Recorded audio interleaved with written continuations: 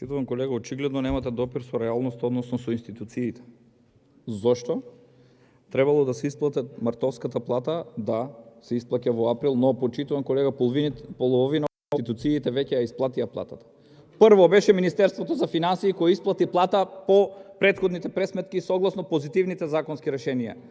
Ова е ситуација која што е реална, но вие немате допир со реалноста, немате допир со работодавците и не знаете што се случува во моментот. Затоа ви потенцирав дека можеше сето ова да се реши наместо да се користат одредени други институти.